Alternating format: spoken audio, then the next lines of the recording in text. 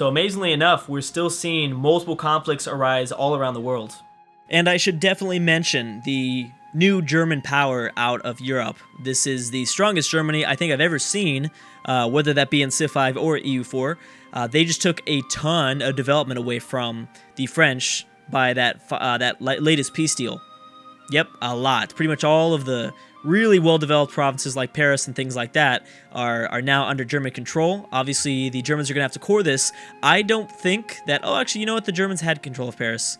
Well, they have got more control now, as well as they have more coastal provinces, which as they continue to gain coastal provinces, we will maybe see them be able to compete with the British a little bit more. Slightly. I mean, we saw from the Ledger in the last video how powerful the British fleet actually is. It's incredibly powerful, so I don't know if that's going to be the thing, but that would be the new advantage. Now, I don't think that the Germans are going to wait long before they begin to get into their next conflict. I imagine that more than likely the Germans are probably going to... Oh, also, Ukraine doesn't necessarily like the Germans as much.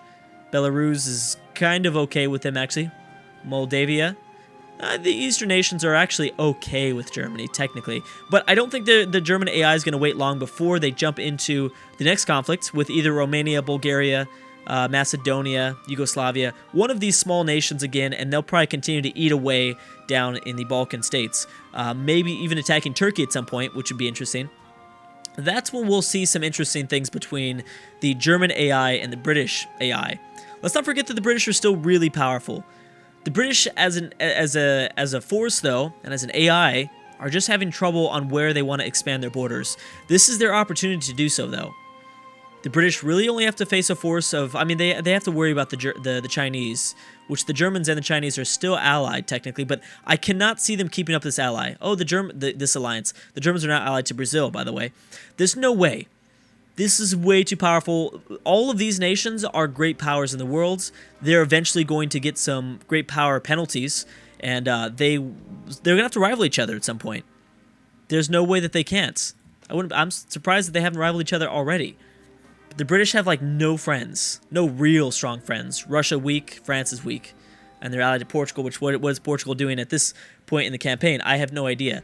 So there's a few conflicts still going on. This is the interesting one in Latin America. Which actually Brazil might call in Germany. They might need the help because Brazil is going to be surrounded here. Actually, no, they're not surrounded, but they're finally facing the north. The Netherlands, which can provide that naval support. The French, then Venezuela, Panama, going to be taking on the blunt of the forces that Brazil is going to send in after them. And Cuba might also be able to help out with either regiments or with the Navy until the Dutch get there. Because I know that the Brazilians have a pretty good fleet as well. What else do we see?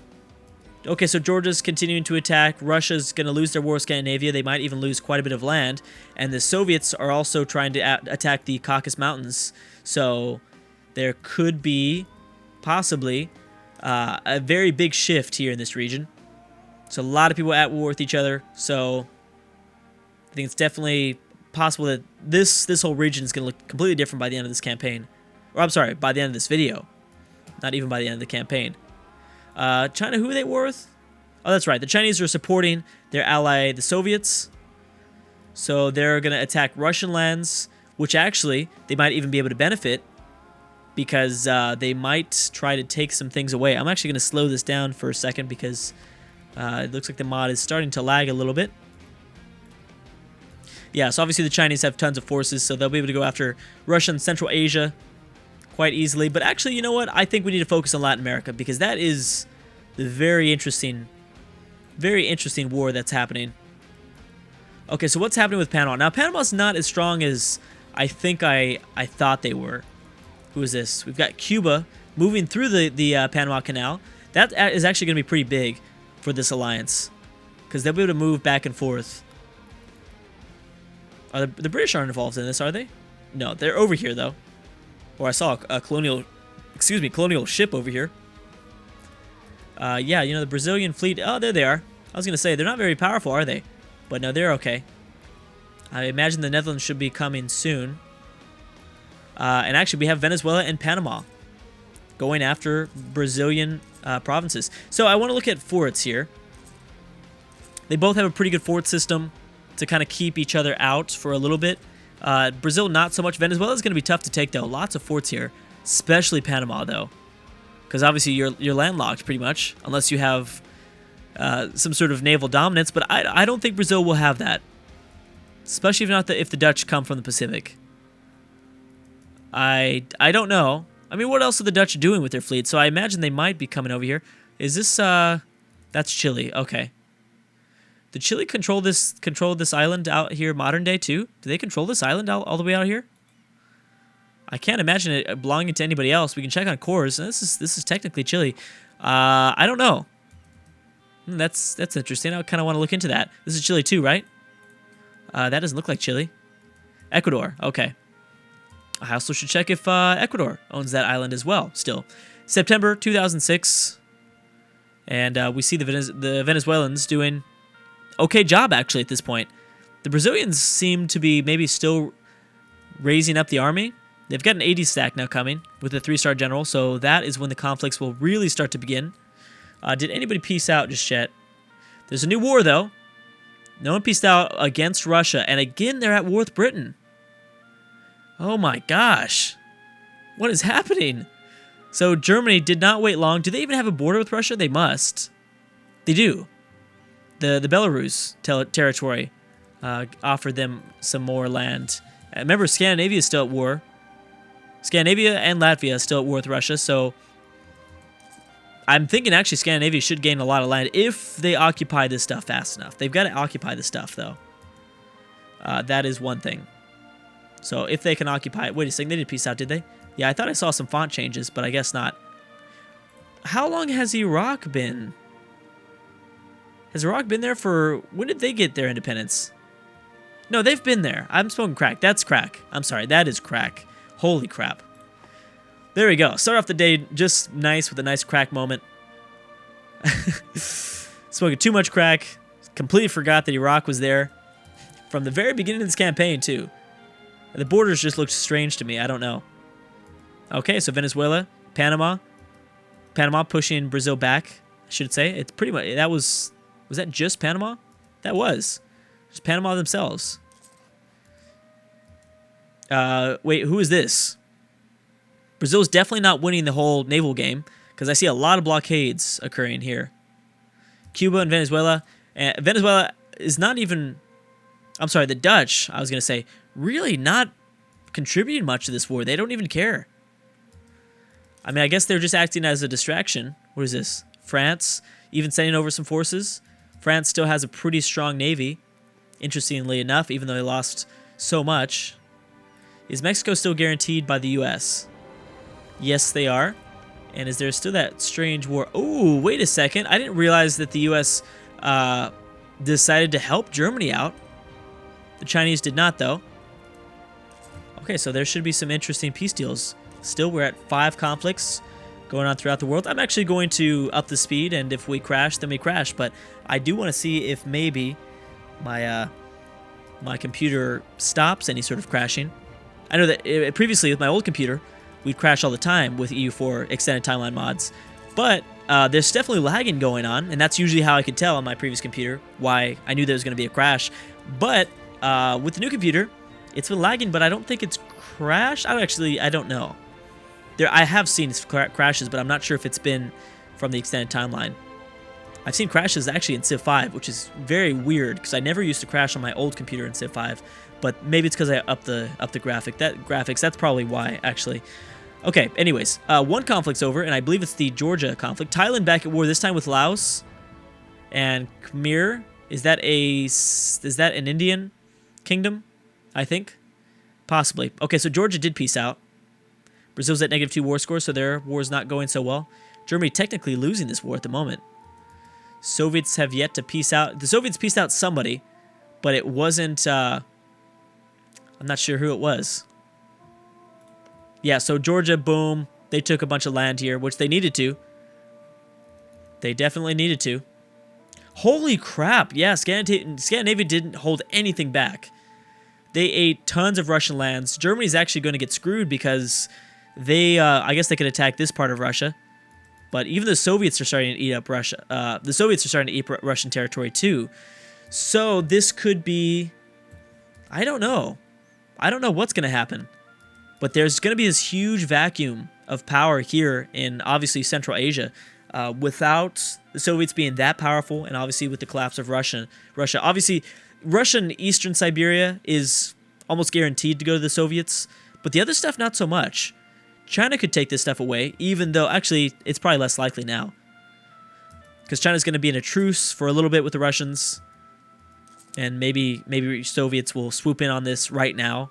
Obviously, all the occupations is being transferred from China to the Soviets, so that's kind of nice of them, I guess. Soviets at 30 war score, and I do want to check in on Southeast Asia.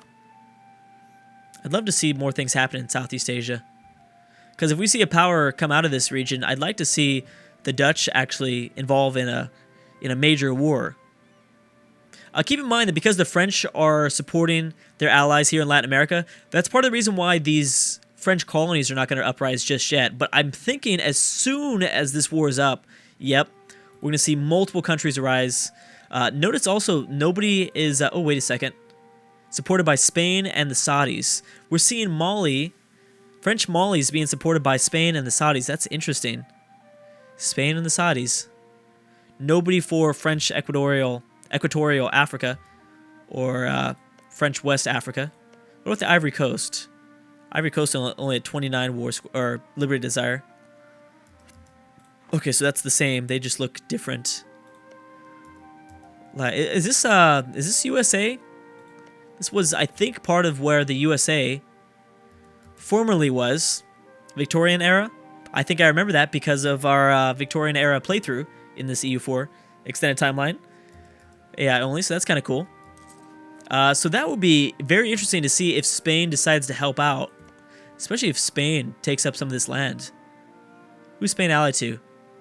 The USA. Whoa. That might cause an interesting war. The USA versus the Germans.